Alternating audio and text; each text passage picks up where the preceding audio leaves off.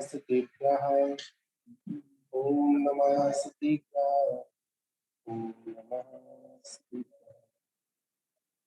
मंगलम भगवान वीरो मंगलम गौतमो बड़ी मंगलम कुंभो जयमोस्तु मंगलम सर्वमंगल मांगल्यम सर्वकल्याणकारिकम दानां सर्वधर्माणां शरणं जयतु शासनं शरणं जयतु शासनं। यादनाथ भगवान की महावीर भगवान की परम पूज्य आचार्य योगी विश्वास श्री स्वरूप परम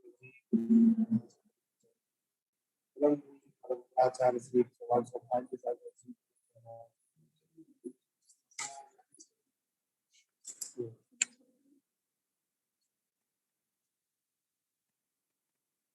गुणस्थान की बात चल रही थी और गुणस्थान से पूर्व 24 स्थाना जो हमारा ग्रंथ है वह जीव कांड पर आधारित है, क्योंकि इसमें जीव की बात की गई, इसकी बात की गई, जीव की बात की गई, जीव की खोज की गई। क्या की गई? जीव की खोज। हम सने सने खोज करते करते आज कहाँ तक आ गए? गुण स्थान तक। कहाँ तक आ गए? गुण स्थान तक। और इस गुण स्थान में तो गुण स्थान की जहाँ परिभाषा जो घटित होती है तो उस पे आता है मोह और योग के निमित्त से होने वाली, मोह और योग के निमित्त से होने वाले जो आत्मा के परिणामों को क्या कहते हैं? उसे गुणस्थान कहते हैं। और गुणस्थान के माध्यम से हम सभी लोग जान सकते हैं कि अभी हमारा संसार कितना बाकी है। इससे इन गुणस्थानों के माध्यम से हम सभी लोग ये जान सकते हैं कि हमारा संसार कितना बाकी है। तो आचार्य प्रवर इसी बात को आगे भी बता रहे हैं कि मिथ्वाद गुणस्थान मतलब मिथ्वाद करने के वजह से जीव के परिणाम कैसे होते हैं? मतलब अश्रद्धान के परिणाम जहाँ होते हैं वो कौन सा गुणस्थान होता है? वह मिथ्वाद गुणस्थान होता है। अगर कोई आपसे पूछ ले कि बताइए अश्रद्धान रूप परिणाम क्या कहेंगे अपन? हाँ, देखिए कभी कभी कोई प्रश्न जब हम लोग बनाते हैं या कोई अध्ययन आदि करते हैं तो उस समय कुछ हमारे द्वारा बने हुए प्रश्न ही हो सकता है कि दूसरे के भी वो प्रश्न हमारे द्वारा ये प्रश्न बने या जो हम लोग प्रश्न आदि कर रहे हैं हो सकता है वो प्रश्न दूसरे की भी हो। तो यहाँ पर क्या आता है? यहाँ पर एक ही बात आती है कि अश्रद्धान के जहाँ पर परिणाम है, इसके परिणाम है अश्रद्धान के जहाँ पर परिणाम है उसे क्या कहते हैं? मिथ्वाद गुणस्थान। ठीक, शासदर्भ से कहते हैं सम्यक से छूटा हुआ और मिथ्यात्व को प्राप्त करने की ओर जिसकी दृष्टि है उसे क्या कहते हैं? उसको कौन शासदर्भ गुणस्थान। मिश्र गुणस्थान किसे कहते हैं? तो आता है कि जिस गुणस्थान में सम्यक और मिथ्यात्व दोनों प्रकार के परिणाम होते हैं। कैसे होते हैं? सम्यक रूपी होते हैं और मिथ्यात्व रूपी जिसके परिणाम होते हैं, उन्हें क्या कहते हैं? उनको अपन मिश्र गुण स्थान कहते हैं। अब यहाँ पर चौथा गुण स्थान की बात आज हम लोग यहाँ पर करेंगे। उनसे करेंगे, चौथे गुण स्थान की बात करेंगे। तो इसमें एक और चीज समझ में आती है, तो कहा जाता है मोह और मन वचन काय की प्रवृत्ति के निमित्त से जीव के अंतरंग परिणामों की तारतम्यता को स्थान कहते हैं। इसकी तारतम्यता, इसकी तारतम्यता अब इन्होंने दूसरी परिभाषा में बात और कह दी कि मोह तो मोह ही है। जहां पर जो योग की बात कर रहे थे, तो योग में मन वचन काय की प्रवृत्ति के निमित्त से उत्पन्न जीव में अंतरंग परिणामों की तारतम्यता को गुणस्थान कहते हैं। मतलब कि मोह और मोह के साथ उन्होंने क्या कह दिया? ये तारतम्यता, इसकी तारतम्यता के अंतरंग परिणामों की तारतम्यता में कहते हैं, गुणस्थान कहते हैं। और गुणस्थान की परिभाषा में एक नाम और होता है, और उसके विषय आता है कि गुणस्थान आत्मिक गुणों के विकास की क्रमिक अवस्था का उद्भूतक है। गुणस्थान क्या है? यह जीव कितना आत्मिक विकास को प्राप्त हो चुका, इसको यह जीव कितना आत्मिक विकास को उत्पन्न हो चुका, ठीक है ना? इसे क्या कहते हैं? इसको अपन गुणस्थान कहते हैं। जीव के सदा परिणाम, जीव के परिणाम सदा एक से नहीं रहते, नहीं रहते। जीव के परिणाम सदा कैसे नहीं रहते? एक से नहीं रहते, ठीक है ना? और मन वचन काय की प्रवृत्ति के कारण जीव के अंतरंग परिणामों में प्रति क्षण उतार चढ़ाव होता रहता है। क्या होता रहता है? प्रति क्षण उतार चढ़ाव होता रहता है, होता रहता है। गुणस्थान आत्म परिणामों में होने वाली उतार चढ़ाव का बोधक कहलाता है। क्या जो हमारे परिणामों में क्या होता है? उतार चढ़ाव होता है, उसे क्या कहते हैं? उसको ऊपर गुणस्थान कहते हैं। गुणस्थान आत्म परिणामों में, गुणस्थान जीव के मोह और निर्मोह दशा की व्याख्या करता है। गुणस्थान कहता है जीव कितना मोह है और कितना वो निर्मोह है। ये कौन करता है? ये गुणस्थान करता है, ठीक। यह संसार और मोक्ष के अंत तक को स्पष्ट करता है। संसार से लेकर मोक्ष तक की जो परिभाषा है, उसके कहकर उसको स्पष्ट रूप से दर्शाता है। इसके बाद आता है गुण स्थानों के आधार पर जीव के बंध और अबंध का भी पता चलता है। चलता है, ये गुणस्थान की परिभाषा है, इसकी परिभाषाएं है, गुणस्थान की परिभाषाएं है। उसमें क्या आता है, क्या पता चलता है? जीव को कितना बंध हो रहा है और कितना अबंध हो रहा है, ठीक। फिर आता है गुणस्थान आत्म विकास का दिग्दर्शन है। क्या है? गुणस्थान क्या है? आत्म विकास का क्या होता है? दिग्दर्शन होता है। तो आज हम यहाँ पर किसकी बात करेंगे? मतलब असंयत सम्यक दृष्टि। कौन सा गुणस्थान है? असंयत सम्यक दृष्टि। और इसमें आता है जहां सम्यक तो प्रकट हो, मतलब जहां पर सम्यक तो प्रकट हो गया हो, किंतु किसी भी प्रकार का व्रत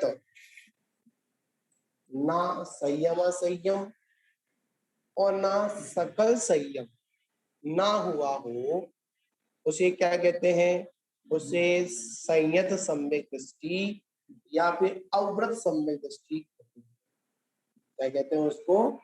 उसको अव्रत सम्यक दृष्टि कहते हैं। तो यहाँ पर क्या समझ आया? जहां पर असंयत सम्यक दृष्टि अव्रति सम्यक दृष्टि कहा जाता है। अव्रति क्यों कहा गया? सम्यक दर्शन तो है पर क्या नहीं है उसके पास? व्रत नहीं। व्रत आदि क्यों नहीं है? क्या कारण है बताओ? व्रत आदि नहीं है तो कौन से कर्म का उदय?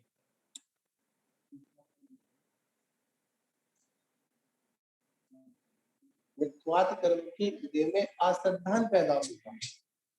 तो मैं यहाँ पूछना चाह रहा हूँ, अगर व्रत आदि नहीं है तो वो कौन से कर्म का उदय है? चारित्र मोहिनी कर्म का तो उदय है, बट चारित्र मोहिनी कर्म के उदय में कौन सा कर्म का उदय है?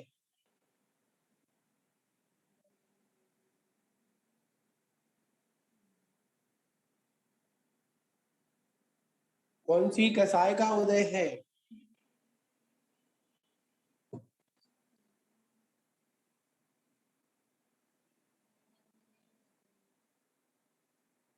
बताओ। अनंतान मंदी दर्शन का घात करती है। प्रत्याख्यान प्रत्याख्यान देश चारित्र का घात करती है। अप्रत्याख्यान इसका घात करती है। सब बता रहा हूँ आपको, अप्रत्याख्यान देश चारित्र का घात करती है। प्रत्याख्यान सकल चारित्र का घात करती है। और संजुलन इसका घात करती है। संजुलन यथाख्यात संयम का घात करती है। समझ लिए? फिर बता रहा हूं मैं। अनंतान मंदी दर्शन का घात करती है। अप्रत्याख्यान इसका करती है। देश संयम का घात करती है। और अगर कोई जीव सकल संयम को स्वीकार नहीं कर पा रहा तो कौन से कर्म का उदय? प्रत्याख्यान कर्म का उदय। ठीक। तो हमने यहाँ आप लोगों से पूछा, तो बताइए कि चतुर्गुण स्थान में अगर कोई जीव व्रत आदि को नहीं ले पा रहा है, अगर उसके पास अव्रत अवस्था प्राप्त है, तो कौन सी कर्म का उदय है इसका?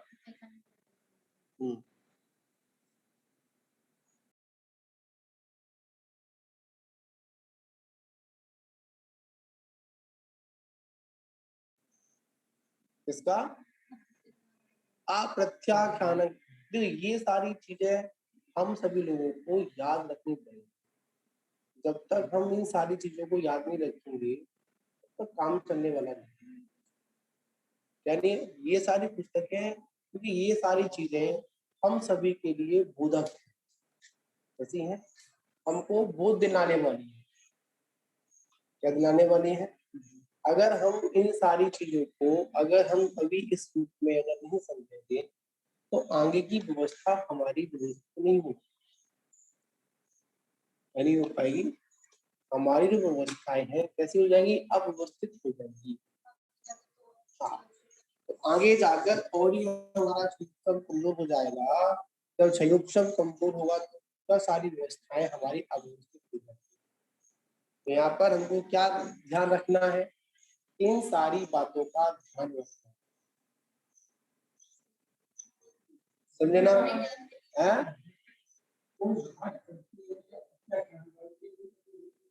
हाँ,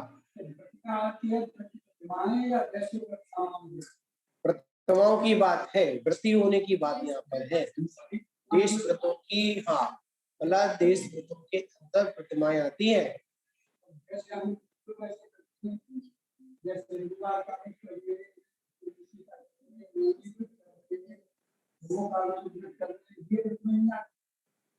ये व्रत में आते हैं, ये व्रत के ये व्रत अलग व्यवस्था है, ये व्रत आदि अलग है, ये व्रत आदि अलग है, ये उससे उनके पालक हैं।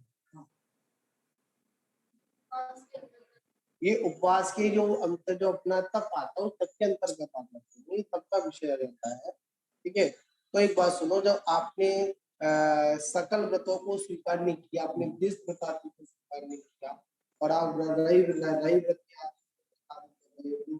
ठीक है, आपकी धर्म क्रिया है, पर जब तक आप सकल संयमी नहीं है, मतलब आप देश संयमी नहीं है, आप ये समझो कि हम रवि व्रत के व्रत कर रहे हैं, ये कर रहे हैं, वो कर रहे हैं, तो मतलब व्रती हो गए, नहीं, आप व्रती नहीं है। जब तक हम 5 अणुव्रतों का पालन नहीं करेंगे, तब तक वो व्रत हमारे व्रत में स्वीकार नहीं किए जाएंगे। 5 अणुव्रत आपने लिए तो ऑटोमेटिक आपकी गति प्रतिमा हो जाएगी आपकी। हाँ, तो 12 व्रतों मतलब जब तक द्वितीय प्रतिमा का बताइए 10 दर्शन प्रतिमा व्रत प्रतिमा के अंतर्गत ऑटोमेटिक क्या आ जाता है, वैसे आ जाएगा। ठीक है, हाँ, आपका वो श्रावक व्रत के अंतर्गत तो आ जाएगा, क्या आ जाएगा, श्रावक व्रत के अंतर्गत तो आ जाएगा, पर आप हमारे व्रत में नहीं, व्रत में नहीं आएंगे आप तो देश व्रत नहीं, श्रावक के जो व्रत हैं, जो अष्ट मूल गुण आदि है, आप उसमें अभ्यास के रूप में आदि व्रत आदि कर सकते हैं और करते भी है।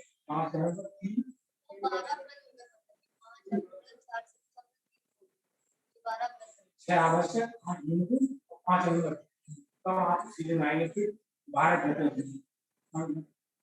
क्या बता रहे हो, क्या बता रहे हो, 8 और 6 आवश्यक और 5 महाअणुव्रत हो गए, 5 आपने महा से भी लगा रहे ना अणुव्रत, चलो ये क्या हो गए, 5 अणुव्रत है। तो ये एक बात सुनिए, भी आपसे क्यों कहता हूँ, जब किसी जीव ने 5 अणुव्रतों को स्वीकार कर लिया, ठीक है, तो बताओ जिसने 5 अणुव्रत स्वीकार कर लिए, क्या वो जो बाकी के जो व्रत है उनको स्वीकार नहीं करेगा? 12 व्रत कौन कौन से होते हैं? 3 गुणव्रत, 4 शिक्षा व्रत। जब कोई व्यक्ति 5 अणुव्रतों को स्वीकार करेगा तो मतलब तो उसका हिंसा मतलब गुणव्रत किसे कहते हैं? गुणव्रत किसे कहते हैं? जो 5 अणुव्रत है उनमें वृद्धि करे उसको गुणव्रत कहते हैं। और शिक्षा व्रत किसे कहते हैं? शिक्षा व्रत उसे कहते हैं कि जो आगे मुनि बनने की शिक्षा प्रदान, शिक्षा व्रत कहते हैं। तो बताओ, अगर कोई जीव अगर 5 अणुव्रतों को स्वीकार कर रहा है तो क्या उसके पास 3 गुणव्रत नहीं होंगे, 4 शिक्षा व्रत नहीं होंगे? बताओ। अरे होने नहीं चाहिए, होंगे, अगर होंगे तो ही उनका पालन कर पाएगा, वो पालन नहीं कर पाएगा, वो ये बात याद रखना।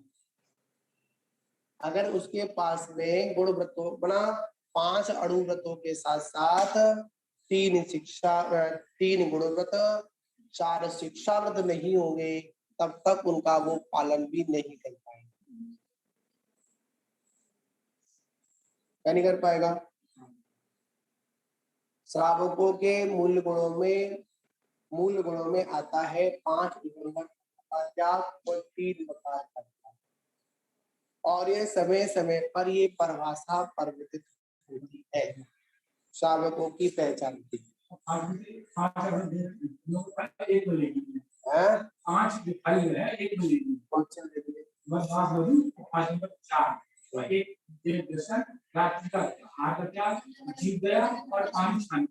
पहली बात तो महाराज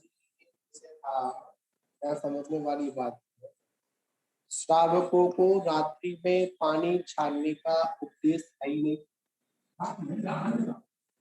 अन्न का त्याग का उपदेश है ही नहीं, ये तो उसकी आवश्यक क्रियाएं हैं। जब कोई जीव, आप हम क्या करते हैं आज की परिभाषा के अंतर्गत, हम श्रावक की पहचान में कह देते हैं, क्या कह देते हैं कि आप प्रतिदिन मंदिर आते हो, रात्रि भोजन का ध्यान हो और पानी छान कर पीते हो, तो आप कौन है? आप जैनी हो। ये पहचान है।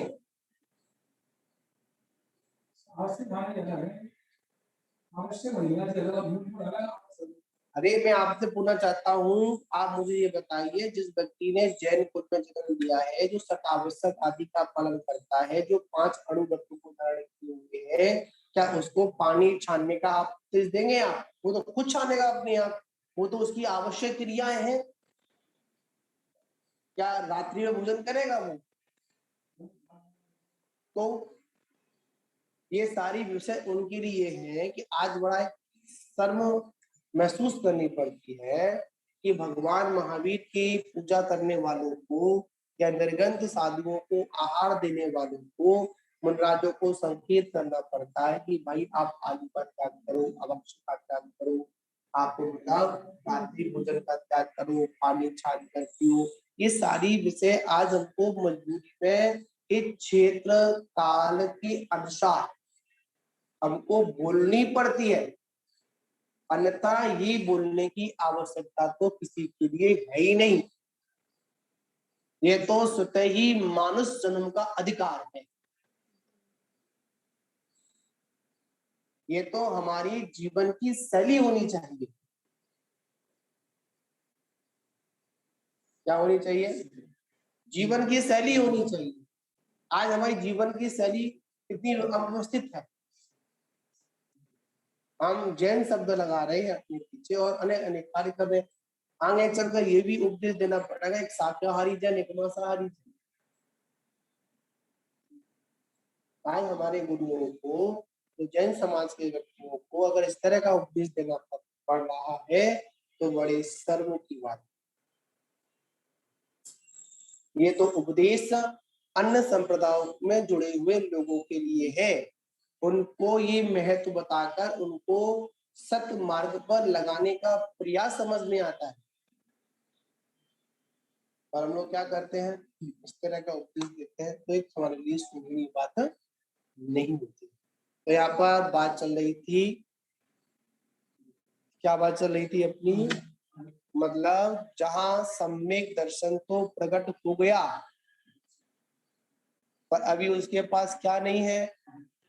किसी भी प्रकार का ना संयम है और ना उसके पास में सकल संयम है। अभी मात्र उसको सच्चे मार्ग का श्रद्धान हो गया। क्या हो गया? वो सच्चा मार्ग था, उसका क्या हो गया? उसका श्रद्धान हो गया। इसके अलावा और कुछ नहीं हुआ। हाँ, उन व्रतों को प्राप्त करने की अंतरंग में बहुत जिज्ञासा। जब किसी को क्या, जब किसी को कोई सच्चा मार्ग दिख जाता है, सच्चे मार्ग का जब श्रद्धान हो जाता है, तो क्या होता है? सही मार्ग पर चलने के लिए वो आतुर होता है, व्याकुल होता है। किस मार्ग के लिए? सही मार्ग का श्रद्धान होने पर, सही मंजिल की प्राप्ति होने पर वह जीव कैसा होता है? आकुल व्याकुल होता है, तड़पता है। क्या? कैसे भी हो मेरे को इस मार्ग पर चले। और इस मार्ग पर चलने में जो बाधक है, क्या इस मार्ग पर जो चलने में बाधक है, तो कौन सी कसाई है?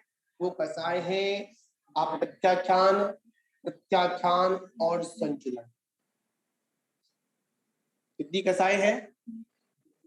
अप्रत्याख्यान, प्रत्याख्यान और संचलन। इस के उदय से जीव सम्यक दर्शन को तो प्राप्त कर लेता है, पर उसमें चरण नहीं करता। क्या नहीं कर पाता? चरण नहीं कर पाता। और चरण क्यों नहीं कर पा रहा है? कौन सी कसाय का उदय है? तो इसमें स्पष्ट हो जाता है कि इस इन कसाय का उदय है, इसलिए क्या नहीं कर पाता, इसलिए वो इसको प्राप्त नहीं कर पाता। ठीक है ना।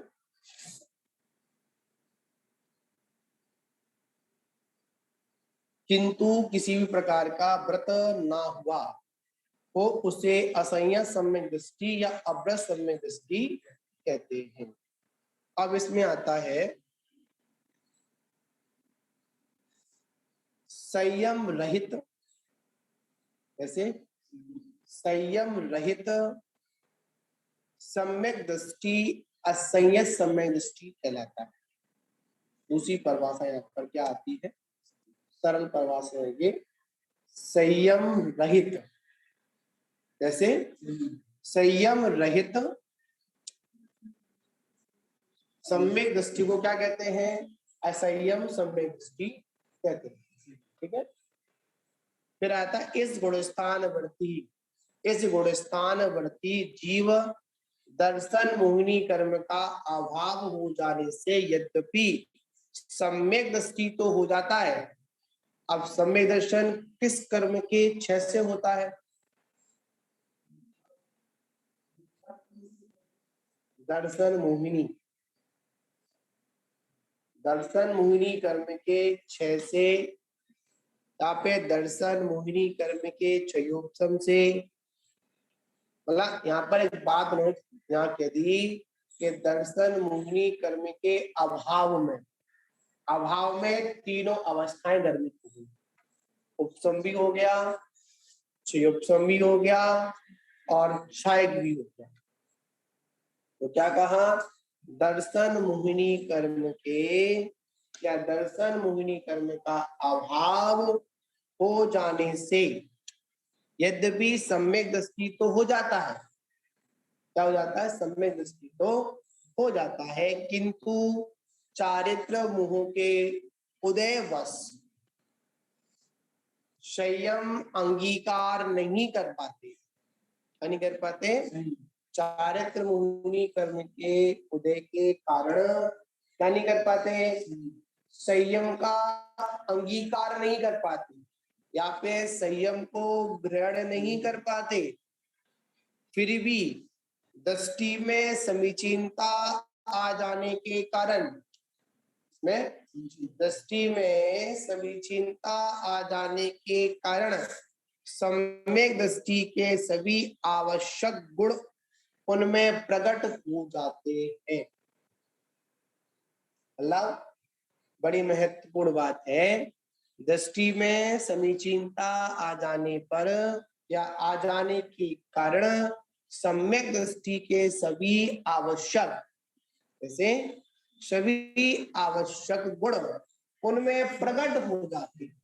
सम्यक दृष्टि जीव किसी को मारना नहीं करेगा, सम्यक दृष्टि जीव किसी को मारने का भाव नहीं करेगा।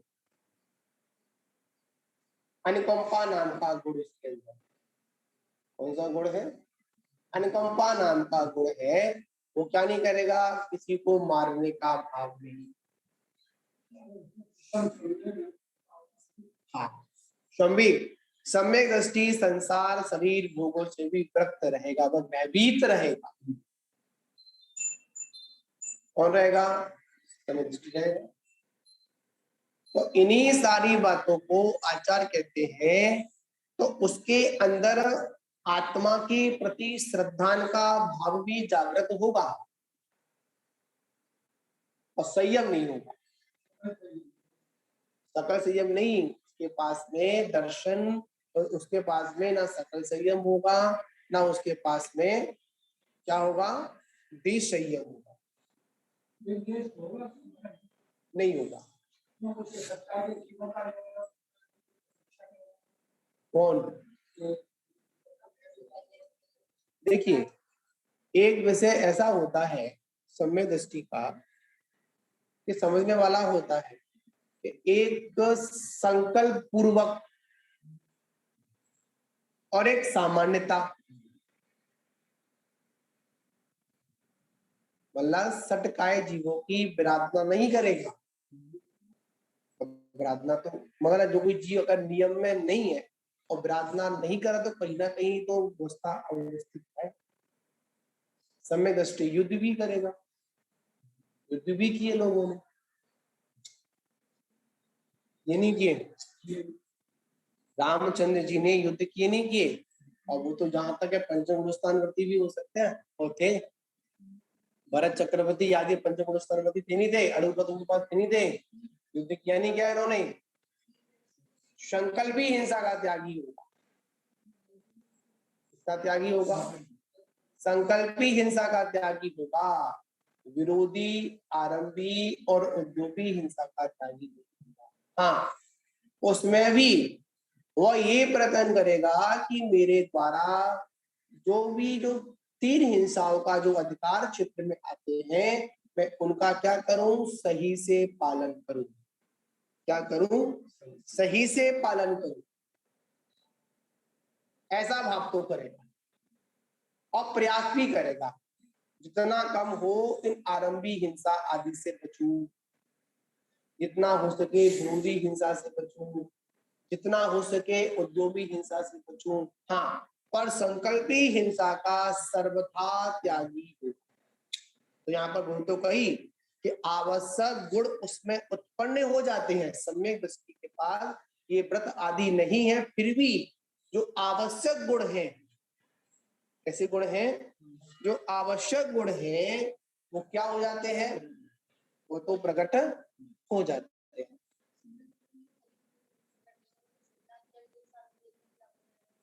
हाँ बिल्कुल बिल्कुल। हाँ, देव ने जैसे हमने आपसे कहा, जैसे हमने आपसे कहा कि आपको ये नहीं करना चाहिए, नहीं करना चाहिए, हाँ ठीक है, नहीं करना चाहिए, पर कुछ ऐसी मजबूरियां हैं कि आप उसको नहीं छोड़ पा रहे हैं। क्या कुछ ऐसी मजबूरियां हैं जो आप उनको नहीं छोड़ पा रहे हैं, तो क्या करते हैं आप लोग, मजबूरी तो है ही है, पर जब आपको पता चल जाता है ये वस्तु गलत है, इसको छोड़ना चाहिए, ये शरीर आदि के लिए नुकसानदायक है, तो क्या आप धीमे धीमे उसको छोड़ने का प्रयास भी करते हैं। पर मन में जो पहले जो रुचि पूर्वक भाव होते थे अब वो नहीं होते हैं, तो वही आवश्यक गुण उसके अंदर प्रकट हो जाते हैं कि वो कसाय आदि मतलब कसाय आदि नहीं करना चाहता, किसी जीव को मारना नहीं चाहता, फिर भी वो इस तरह के अभी ये कह सकते हैं कि प्रारंभिक भूमिका में उसकी इस तरह की भावों में निर्मलता आ जाती है, निर्मलता के कारण ही ऐसे भाव उसके प्रकट होते हैं।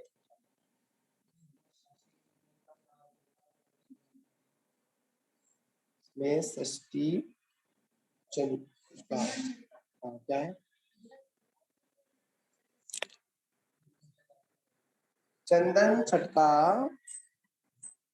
क्या अर्थ है और फल कितने मनाते हैं।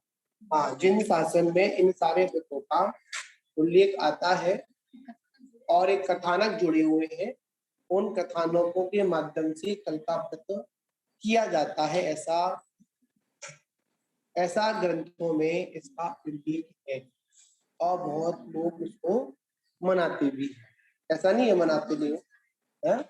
आगम के अनुसार इसकी कथाएं हमारे जिन शास्त्र में दी गई हैं और उनके अनुसार हम सभी लोग चंदन षष्ठी का हम लोग को जोड़ तीज का भी उल्लेख है और ये कथाएं जुड़ी हुई है, मतलब सतियों की कथाएं जुड़ी हुई है।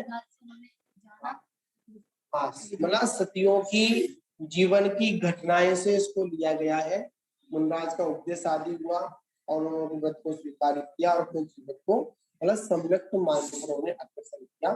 और सीधी सीधी बात है, जितने भी जो भी व्रत आदि अगर आते हैं हमारे जीवन में जुड़ते हैं, तो वो कहीं ना कहीं किसी घटना से भी जुड़े से होते हैं, घटनाओं से जुड़े होते हैं। और जब कोई मुनराज आदि उनको व्रत आदि देते हैं और उनकी उन कार्य की सिद्धि होती है, तो वो व्रत क्या होता है, लोक व्यवहार में प्रचलन में आ जाता है। जैसे सुगंध दशमी का भी आता है, ठीक है, कहीं कहीं उसको स्वाग दशमी भी बोलते हैं, ऐसा भी आ जाता है। तो अनेक अनेक कथाएं हमारे कथा कोश में उपलब्ध है उसी के आधार पर ये व्रत आदि, जैसे रोहिणी व्रत का भी कथाएं है, रोहिणी व्रत की भी कथा है ना, अनेक अनेक जो व्रत हैं उनकी कथाएं हैं, उन कथाओं को जो पढ़, रवि व्रत की भी कथा आती है, किसी ने किसी मुनराज से लिया होगा तो उसकी कार्य सिद्धि हुई। तो कहीं ना कहीं ये व्रत सारे एक दूसरे से, किसी के गुरु से या फिर किसी के श्रावक या श्राविका से, और अधिकांश श्राविकाओं से जुड़े होते हैं, तो इनकी ज्यादा महत्वाकांक्षा होती है। ठीक है, साधु मतलब पुरुषों की तो महत्वाकांक्षा कम होती है, क्योंकि वो तो पौरुष है। नहीं,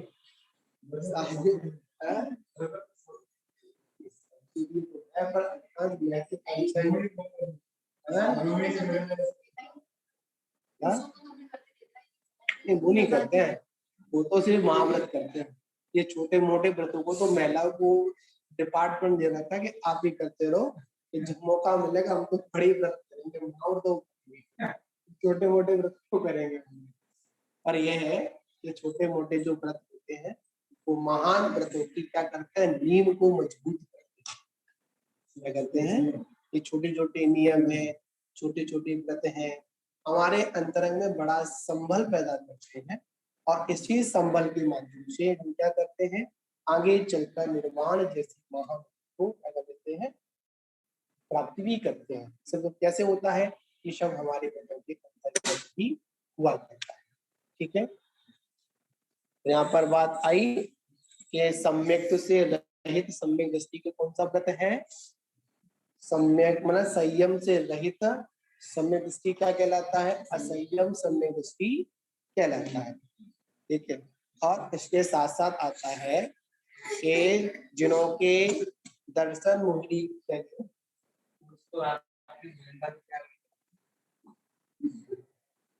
नहीं है, उसको रात्रि भोजन भी का त्याग करना चाहिए। और जहाँ तक है जैन कुल में जो भी लोग उपस्थित हैं जिन्होंने जन्म लिया है, उनको रात्रि भोजन का त्याग और पानी छानकर पीना और जिनेंद्र भगवान का अभिषेक करना, ये सारे कर्तव्य श्रावक और श्राविकाओं के होते हैं। तो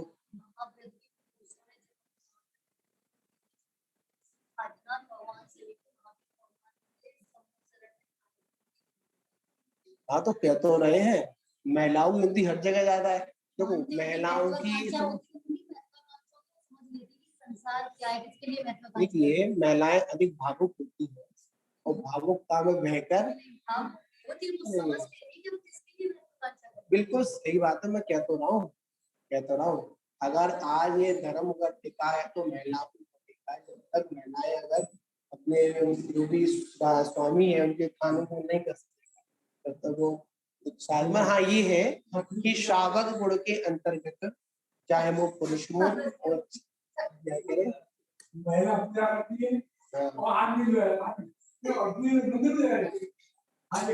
तो वो ये कहते हैं कोई बात नहीं, वो पुरुष, उनकी पुरुषों की ये धारणा होती है कि भाई तू ही व्रत नियम कर ले, जब तू मोक्ष जाएगी तेरे पैर पकड़कर मोक्ष चले जाएगा। वो अपना इसी में धर्म मानते हैं। क्या धर्म मानते हैं कि पत्नी को गाड़ी में बैठाकर अगर वो बाहर, अगर मतलब मंदिर में छोड़ा है और बाहर मंदिर में नहीं जाएंगे और बाहर बैठकर उसके आने का इंतजार करें, तो वो यही समझते, यही मेरा सबसे बड़ा धर्म है कि मैं अपने पति धर्म का निर्वाह कर रहा हूँ। पर नहीं, ऐसा नहीं करना चाहिए कि जो दाम्पत्य जीवन होता है वो दाम्पत्य जीवन के अंदर दोनों को धर्मात्मा होना चाहिए, और दोनों को समूह के साथ में बैठकर भगवान का मतलब पूजा अभिषेक आदि वहां पर संपन्न करना चाहिए। तब जाकर वो, आचार्य महाराज भी कहते थे, जो श्रावक की 53 क्रियाओं के अंतर्गत जो पारिगण संस्कार के अंतर्गत बाद में कर्तव्य बनता है कि दोनों दाम्पत्य जीवन को मतलब पति पत्नी को रोज भगवान की पूजन अभिषेक आदि विधि में एक दूसरे का साथ देना चाहिए। क्या, और रहा कि जो भगवान की पूजा आदि कर रहा है तो उसका स्वतः ही रात्रि भोजन का त्याग है ना, और पानी छान कर पीना, जो भी सत्य विषय है उन सारी चीजों का ऑटोमेटिक क्या हो जाएगा, त्याग उनका हो जाएगा। तो पुरुषों को भी रात्रि भोजन का त्याग करना चाहिए। क्या करना चाहिए, त्याग करना चाहिए। है ना। तो इसमें आता है बिल्कुल मैल, हाँ, महिला हमेशा प्रेरणा सूत होती है। क्या होती है? मोक्ष मार्ग पर जब तक महिलाओं की प्रेरणा नहीं मिलेगी, जब तक मोक्ष मार्ग नहीं बनेगा। जब कौन पत्नी क्यों कोई दीक्षा नहीं होगी? मैंने कई मने करी वाने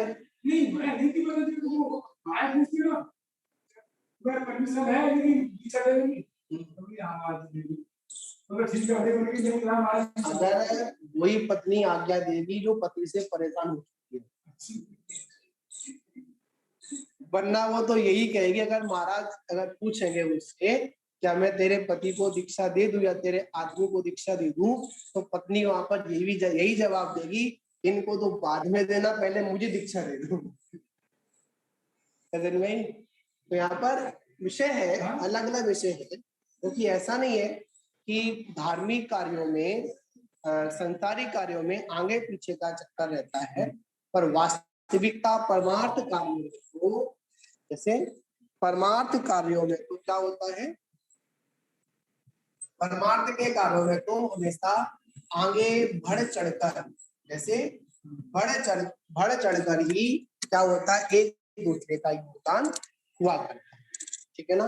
तो हम सभी लोग ग्रस्त, आप लोग जो ग्रस्त जीवन में है, उन ग्रस्त जीवन में क्या करना, एक दूसरे का क्या करना है, बढ़ चढ़कर क्या करना, एक दूसरे का सहयोग मानना।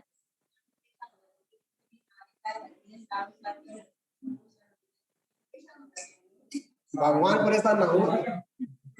सुनो, तो वो यहाँ पर बात रखी, उसको कह देंगे भगवान परेशान नहीं होते होंगे कि भगवान को पता है कि महिला का बड़े गुण क्या है।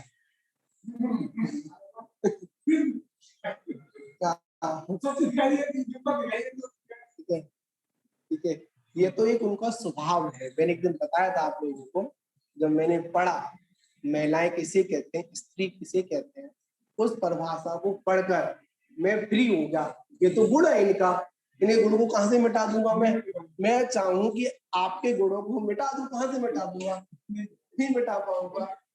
ठीक है, पर हाँ एक बात और आती है, जो महलों में रहती हैं उन्हें महिला कहते हैं, और जो आश्रमों में रहा करती हैं उनको आरिका कहते हैं। मतलब आश्रम से मतलब क्या, जो धर्म के आश्रम में है, धर्म के आश्रम से है, वो आरिका कहलाती है। और आरिका किसी मानते हैं ये द्रव्य से उनका स्त्री वेद है। क्या है? द्रव्य से उनका स्त्री वेद है, पर भावों में तो हमेशा पौरुष रहता है। क्या रहता है? पौरुष रहता है, तभी जाकर अपनी स्त्री पर्याय का छेदन कर पाती। क्या कर पाती है? तभी स्त्री पर्याय का छेदन होता है। अन्यथा हर कोई महिला अपनी स्त्री पर्याय, अगर हमेशा वह स्त्री भाव का ही चिंतन करे, तो कोई भी महिला अपनी स्त्री पर्याय का छेदन नहीं है, दीक्षा भी नहीं ले पाएगी।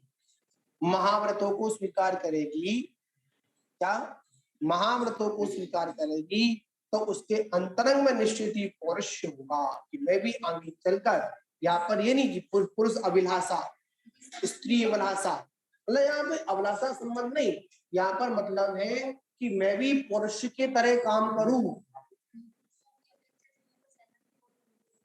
हाँ, स्त्रियों का सहनन कमजोर होता है, पुरुषों का सहनन अधिक।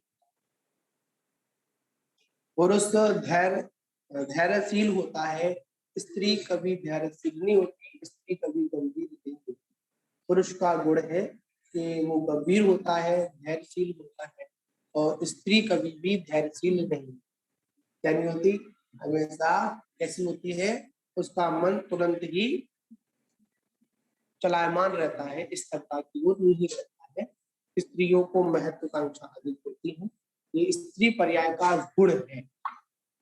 इसका है स्त्री पर्याय का मायाचार्य की प्रवृत्ति नहीं। ठीक है, तो यहाँ पर क्या कहा कि दर्शन मोह कर्म का अभाव हो जाने से सम्यक दृष्टि तो है, पर क्या वह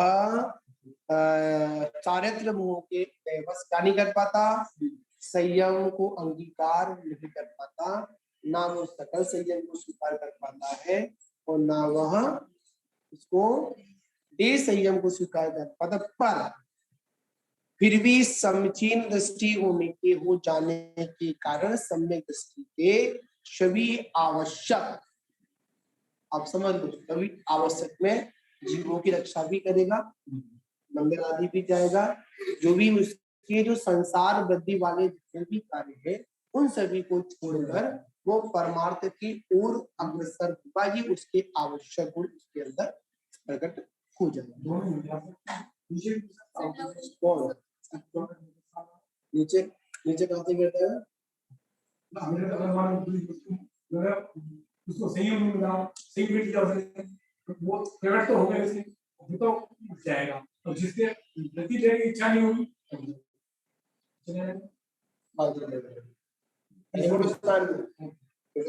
किसी के पास छाया समय दर्शन तो पता चला जाएगा। आप बताओ मुझे, अगर बताओ, अगर किसी जीव को छायक समय दर्शन है और उसके चारित्र मोहिनी कर्म का उदय है तो संयम को अंगीकार नहीं कर पा रहा, तो बताओ क्या वो नीचे गिर जाएगा क्या? तो आप बताइए मुझे, नीचे नहीं करेगा, क्या नहीं करेगा?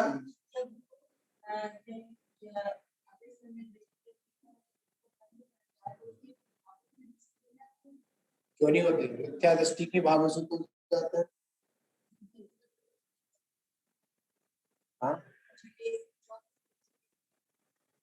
हाँ, मतलब केवली पादमूल में भी कभी कभी स्वयं के पादमूल में भी तीर्थंकर प्रवृत्ति का कुछ भाव है, ऐसा उल्लेख।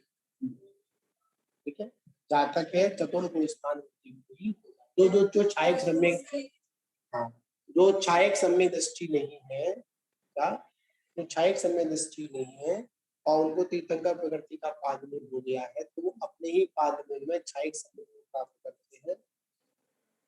चौथे गुण स्थान में